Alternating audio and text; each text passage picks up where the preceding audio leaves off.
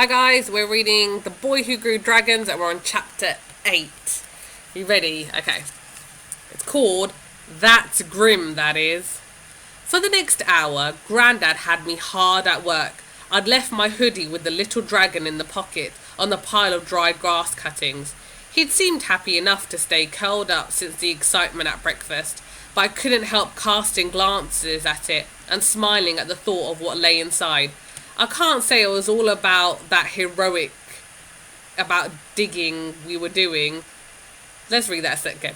I can't say I was all that heroic about digging what we were doing, but every time I started moaning, Grandad popped a caramel toffee in my mouth. We were just loading another wheelbarrow with tangled brambles when someone grunted. We both turned and saw a grim-looking man in faded blue dungarees wielding a hand fork like it was a lethal weapon. He was leaning across the wire fence that separated Grandad's garden from the one next door. "What do you think you're playing at?" he said, pointing at me.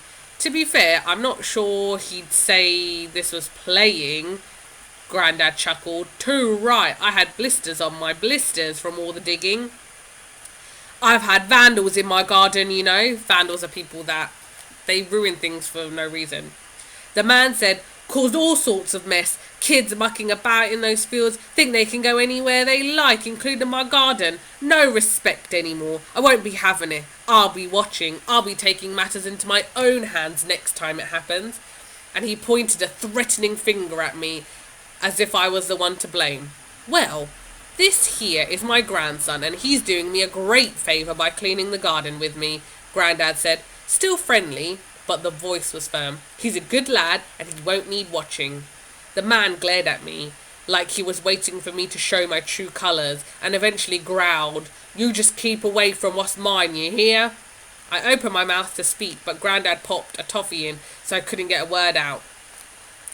The man pointed his fork past us towards the ugly heap of debris we'd piled up from our digging. There was lots and lots of bungleweed. You'd better not let that lot near my garden. Blinking stuff. Once it takes hold, you can never get rid of it. You won't get anything growing in there. Not with those weeds. Not after that weeds dug its roots in." "Well, it's early days, but we'll get there," said Grandad, ignoring the old man's tone. He was like a chippy robin, cheerfully making its nest on the Rottweiler's head. "Blooming disgrace, this," the man said, waving in the general direction of Grandad's garden, and he turned away mumbling something under his breath. "Who is that?" I asked. "That's our new neighbour, moved in a month ago. Name's Jim." "Grim, more like," I muttered.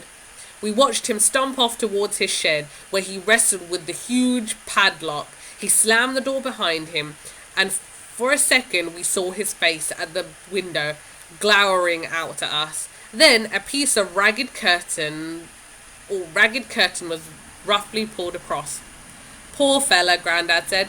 "Bet he just sat on a bumblebee." But that's something that always amazes me about Grandad. He's brilliant at dealing with people. Even if someone is horrible, he doesn't let it bother him. Not like it always bothers me. Instead of feeling cross or being rude back, Grandad actually seems to stick up for them. "Poor blighter," he'll say. Bet it was his birthday and everyone forgot." Oh, I like Grandad. Grandad is very sensible. I maybe need to take a leaf out of his book. I reckon some people are just like that. Rude, I mean.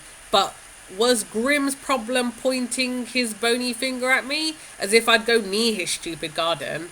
I was pretty sure it wasn't vandals either. At least not the kind he was thinking of, because I'd seen something that Grim hadn't. There were dragon fruits littering the grounds around the tree. They had burst open, leaving trails of messy pulp across the dirt. I counted them. 1, 2, 3, 4, 5, 6. 6 burst fruits. But did that really mean that there were 6 tiny dragons hatched and on the loose? If so, where are they now? As I walked home, I kept my hand in my pocket. I needed to feel the little dragon just to check that was actually truly happening, because everyone always says I have a great imagination, and it's true. I don't miss a daydream. I daydream about Technicolor with surround sound. Oh, I daydream in Technicolor with surround sound. So it could have been all wishful thinking, couldn't it?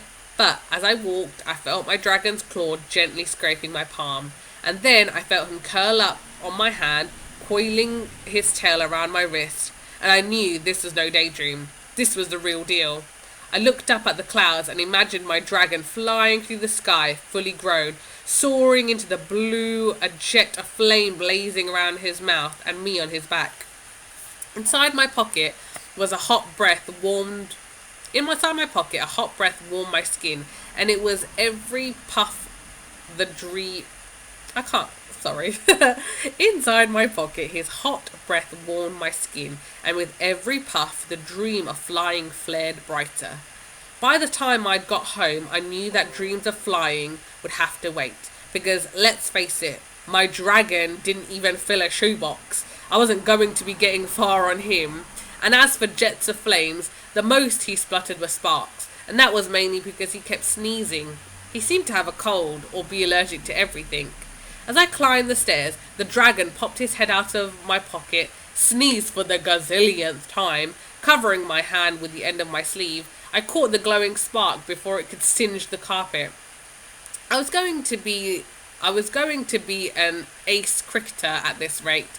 I'd have the sharpest reflexes in school.